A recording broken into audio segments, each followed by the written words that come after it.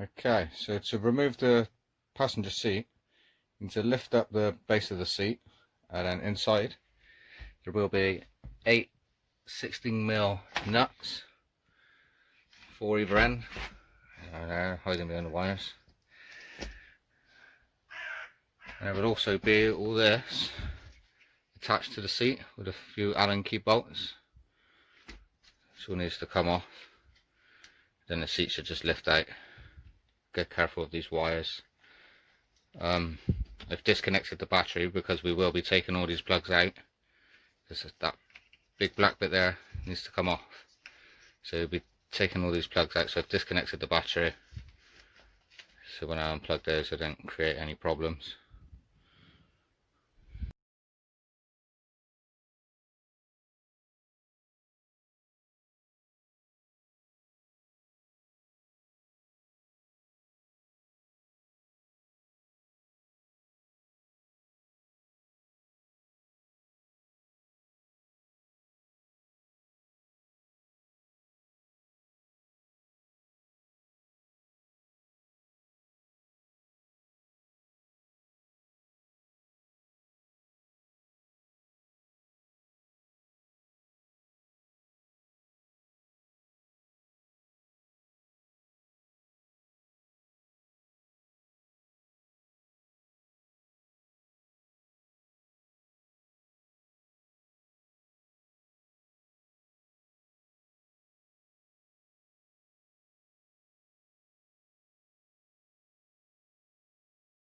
So now we've taken all the plugs out of the housing, the black plastic housing it was all clipped into. That's alright.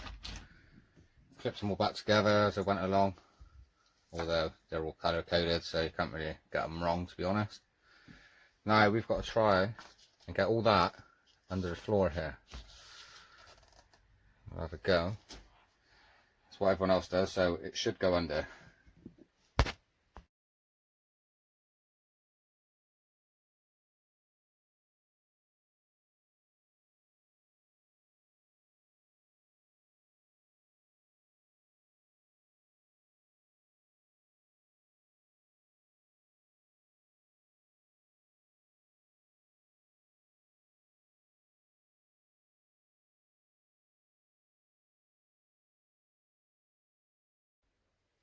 So I managed to pack all the plugs and cables into the floor, which is a bit of a headache if I'm honest.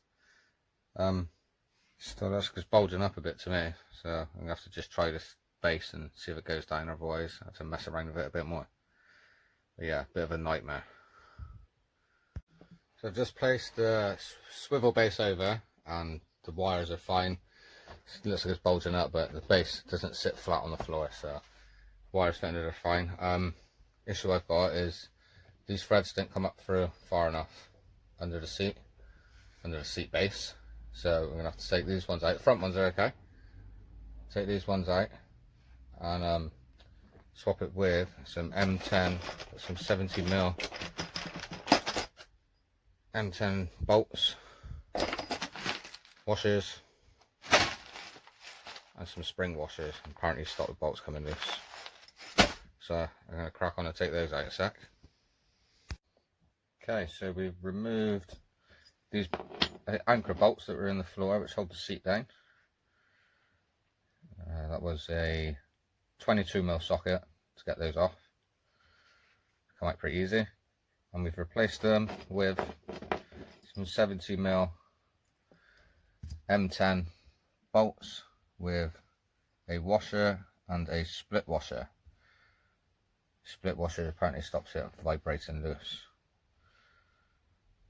So yeah, we've removed those. We'll now install these instead. These are only from these ones are only at the rear of where the seat would go, not the front ones. You leave the front ones in. Let's have a go at bolting it down. So that's it, the bolts have gone in, they fit lovely. Seat base is in. I'll give you a little demonstration on how it works, but I'm not putting the passenger seat back in for a minute because I've still got lots of stuff to do at the front. The seats are just getting in my way. So I'll give you a little demonstration on how it works, but I will do a video soon of the build so far, and I'll show you everything that I've done to the build so far, because some of it I have missed out recording, I haven't had time, and you just forget sometimes and just crack on with what you're doing. So yeah, we'll have a little demonstration on this and show you how it works. Okay, so you remove the 5 quick release knobs, handles, whatever you want to call them.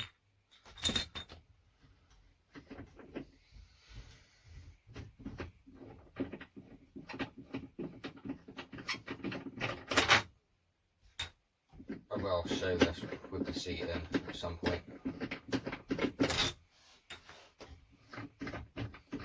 This isn't just a swivel, this is a swivel and slide seat base. So you would spin it round. So your seat is now in the back. And then you can slide in.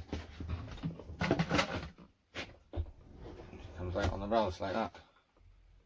So I think it's pretty cool. And you can also turn it either way, wasp. So it should come up to the table maybe. You can sit outside door, having a look round if it's a nice day if you like. But yeah, I think that's a nice little touch with the slider on it as well, not just a swivel. I think that's a nice touch. Well, that's it. That's the swivel seat base done. Thanks for watching. Please subscribe. See you in the next video.